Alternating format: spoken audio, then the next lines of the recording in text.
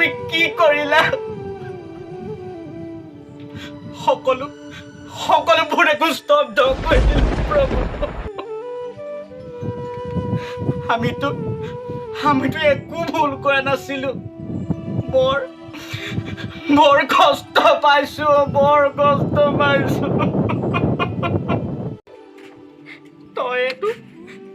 তইতো মোক সকলোতকৈ আপোন আজি ইমান দিনে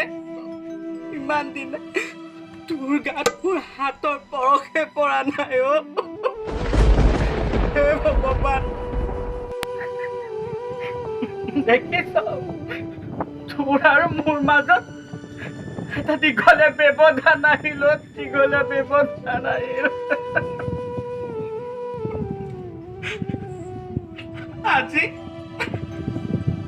আজি তো মেৰামতিও কৰিব পৰা নাই মই মেৰামতিও কৰিব পৰা নাই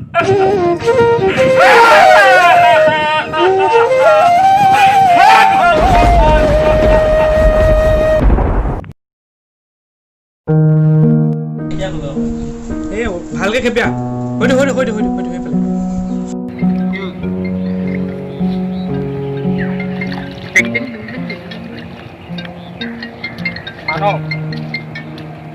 মানৱ ক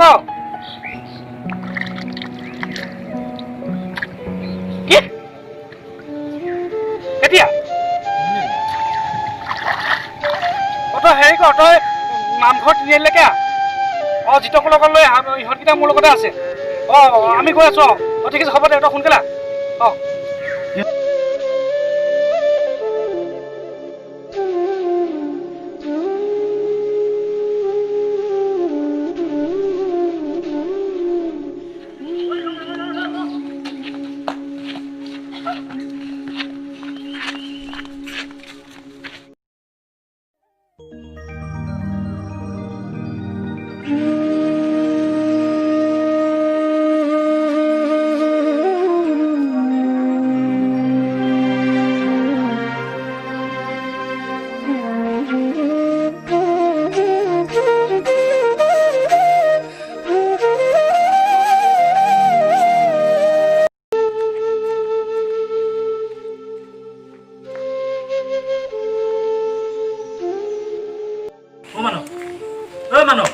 কি কৰ এতিয়া এই প্ৰাণদাই কথাখিনি বুজাই ক'লে বাৰু কি কৰিবি মই ৰূপমৰ লগত সকলো বুজাই থৈ আহিছোঁ আৰু যিমান পাৰোঁ সিমান তাক সোনকালে বিচাৰি অনাৰ ব্যৱস্থা কৰিব লাগে ভগৱান আমাক সহায় কৰা তাক যাতে একো বিপদত নেপেলোৱা একো বিপদ নহয় মোৰ মতে কি এঠাইত থাকিব লাগে ক'ত থাকিব লাগে ব'ল যাওঁ ব'ল সোনকালে ব্যৱস্থা কৰোঁ বুজিছা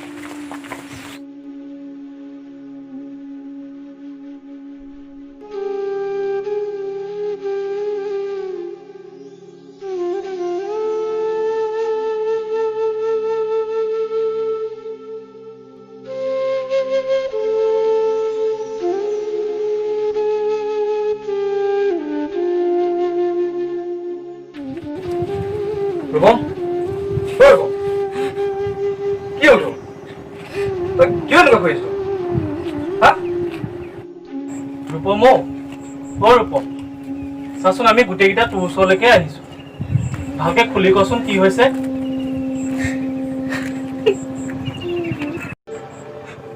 বৰ কষ্ট পাইছো কাকো মই খুলি ক'বই পৰা নাই তই মুকলিকে কচোন আমি একো বুজি পোৱা নাই তহঁতিতো জানই মই সৰুৰ পৰা ভাওনাৰ লগত জড়িত কিন্তু ভাওনা মোৰ পেচা নহয় ভাওনা মোৰ নিচা আজি আমি বহুত দিন ধৰি ভাওনাৰ পৰা দূৰত আছো দেউতাটো সৰুতেই গুচি গ'ল এতিয়া গোটেই ঘৰখনৰ দায়িত্ব মূৰৰ ওপৰত পৰিল ভাওনাৰ লগত জড়িত হোৱাৰ কাৰণে ভাওনাৰ পোচাক চিলাই যি দুপইচা পাওঁ দেউতাৰ সপোনৰ ঘৰখন আকৌ সজাম বুলি ভাবি আগবাঢ়িছিলো অসমীয়া সংস্কৃতিৰ লগত জড়িত সকলো শিল্পী কি হ'ল তহঁতি চাচোন এবাৰ কথাটো ঠিকেই ভাওনাৰ পৰাতো আঁতৰি আছোৱে আৰু লগতে বছৰৰ আৰম্ভণিতে অহা বিহুটিৰ পৰাও আমি আঁতৰি থাকিবলগীয়া হৈছে জাননে এইবাৰ মোক কেইবাটাও অনুষ্ঠানলৈ মাতিছিল মনটো যে কিমান ভাল লাগিছিল সেই অনুষ্ঠান কৰি পোৱা ৰাইজৰ মৰমভৰ বৰঙণিৰে মোৰ মৰমৰ ভণ্টিজনী কলেজত এডমিশ্যন দিম বুলি ভাবিছিলোঁ জাননে কিন্তু নোৱাৰিলোঁ মই একো কৰিব তাকেহে মই সেই টিউশ্যনকেইটালৈ যাব পৰা নাই সেই টিউশ্যনকেইটাৰ পৰা মই মোৰ নিজৰ পঢ়া খৰচো উলিয়াই আছিলোঁ তাকেহে অভিভাৱকসকলকো পইচা খুজিব নোৱাৰোঁ এয়াহে পৰিস্থিতি তহঁতি হঠাৎ কিয় হৈছ তহঁতি চাচোন মোকে চা দিন হাজিৰা কৰি ঘৰখন চলাই আছো তহঁতি জানই মা নাই দেউতাৰ অসুখ আৰু সৰুতে বিয়া পাতিবলগীয়া হ'ল পৰিবাৰজনী আৰু মোক কণমানিটো ওচৰতে ফাৰ্মখনৰ পৰা পাচলি আনি পেলাই মই এতিয়া বিক্ৰী কৰিছোঁ ঘৰৰ সন্মুখত মই পৰিস্থিতিৰ লগত যুঁজ দিছোঁ তহঁতিও যুঁজ দে সফল হ'ব পাৰিবি এদিন হ'লেও আগৰ দিনবোৰলৈ মনত পেলাচোন লকডাউনৰ আগত আমি ভাওনা কৰিছিলোঁ আখৰা কৰিছিলোঁ কিমান যেন ভাল লাগিছিলে আমাৰ সঁচাকৈ মনত পেলাচোন তহঁতি মনত পেলা বহুত ভাল লাগিছিল সেইবোৰ যে দিন এতিয়া নাই আৰু তাকেহে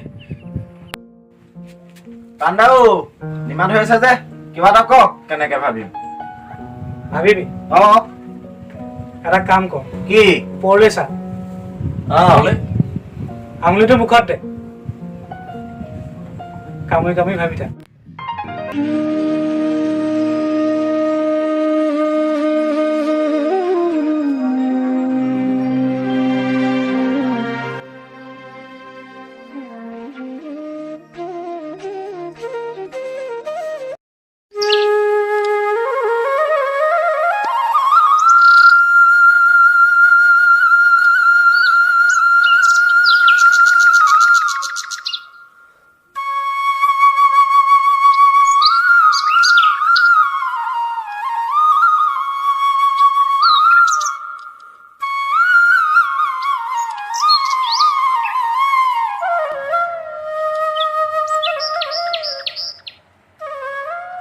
বোলো চকীখন লৈ না আহা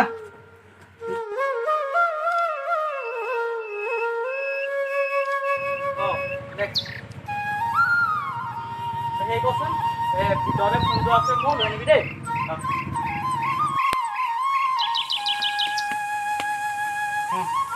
যা ভিতৰলৈ যা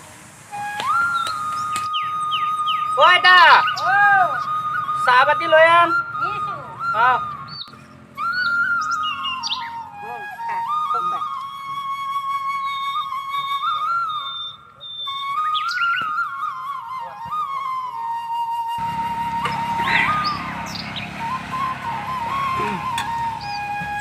এই প্ৰাণনাথলৈ ফোন এটা কৰি লওঁ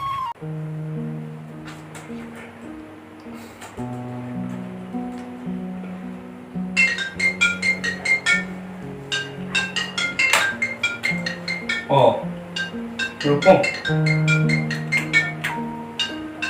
হেল্ল' প্ৰাণদা এই ৰাতি পোৱাল নে ৰাতি পুৱাল হেৰি আজি ৰাতিপুৱাই ফোন কৰাৰ কাৰণটো কি আচল কথাটো ক কিয় কাইলৈ দিহানামৰ অনুষ্ঠানটো নাই জানো 10 বজাত পোৱাকৈ প্ৰকাশৰ ঘৰলৈ আহিবা মই সেই ইহঁতকেইটাকো ফোন এটা কৰি দিছোঁ ঠিক আছে যাম দে আৰু হেৰি তই ইহঁতকেইটাক বুজাই দিবি কথাটো ঠিক আছে শুনা হেৰি কৰিবা তিনিআলিতে গোটেইকেইটা লগ হ'ম একেলগে যাম দেই ঠিক আছে হ'ব দে মই 10 বজাত পোৱাকৈ যাম ঠিক আছে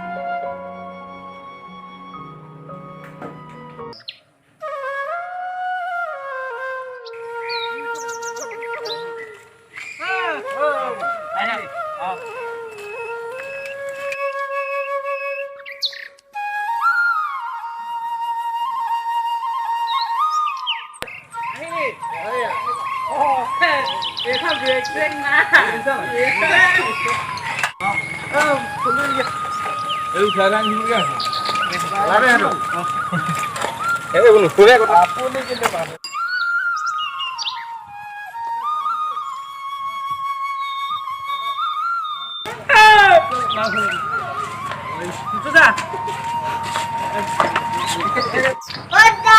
lu kong dawan aja.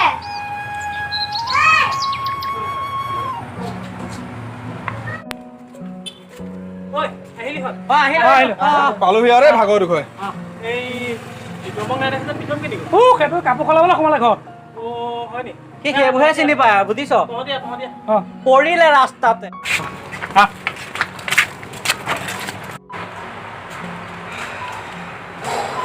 বেয়া কৰো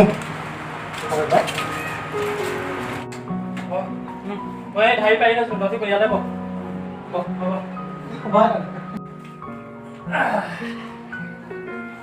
প্ৰকাশ অ' কচোন হেৰি বুজাই পাই থৈছো ঘৰত কিবা পাতিছিলি নি টকা নামি আকৌ অকল খাওঁ ইয়াত হেৰি আমাৰ ৰিহাৰ্চলৰ কাৰণে পাই থৈছে প্ৰকাশ যা নেগাটো লৈ দেখিলে কিবা ইটো খাওঁ ইটো খাওঁ হ'ব দে যাম আহিলা আহিলোগৈ তোমালোক বহা মই চাহ কৰোঁ ঠিক আছে ল সোনকালে বজাবি ন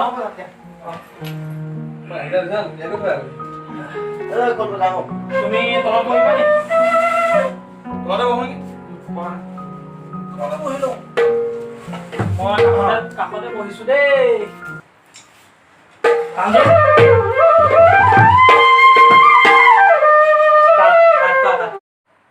অ' তহঁতি ধৰিলি দেখোন এতিয়া ওলাইছে বহ এই বাৰু ৰহ মই কৈ দিছোঁ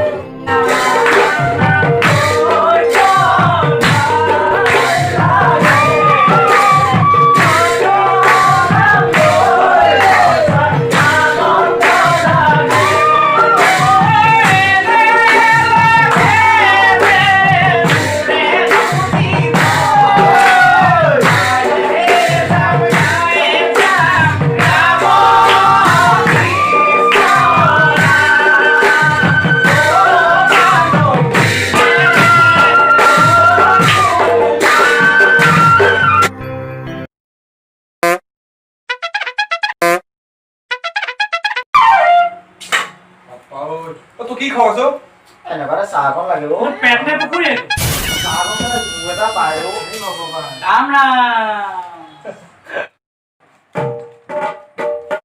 চাহ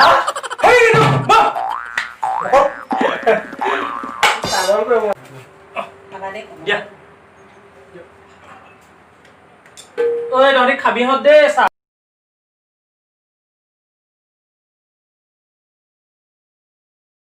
খাবা দেই চাহ কুটু খাবি দেই উৎপাদ নকৰিবি আকৌ খোৱা চাহ খোৱা চাহ হ'ব খোৱা খোৱা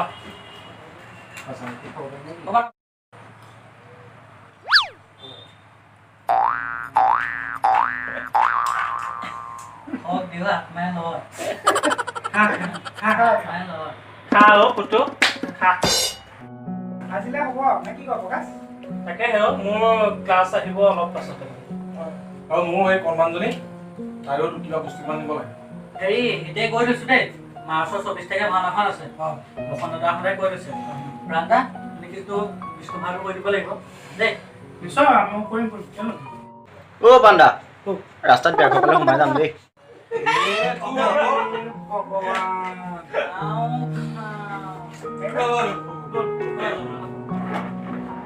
বিয়া সোমাই নিব ব'ল প্ৰাণদাই বিয়া ঘৰতো সোমাবলৈ নিদিলে ভুকেই নুগুচিল ভুকেই নুগুচিল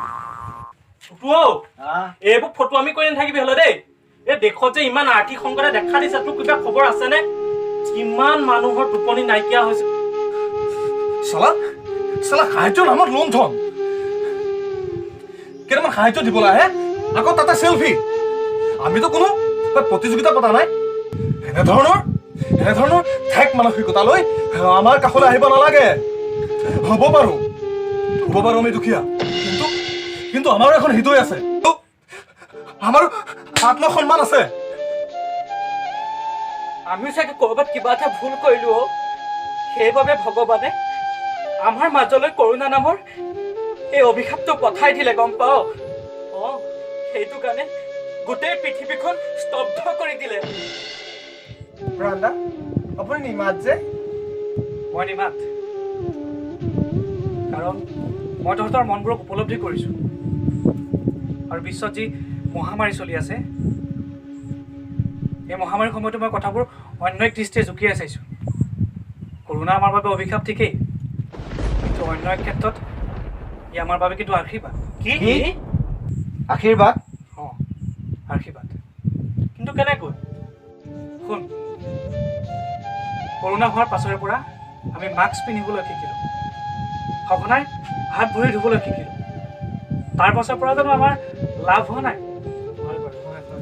আমি কৰোণাৰ লগতে অন্য ৰোগসমূহৰ পৰা কিন্তু বহুত আঁতৰি আছোঁ। সঁচাকৈ দেই। আৰু তাতোতকৈ ডাঙৰ কথাটো কি জান?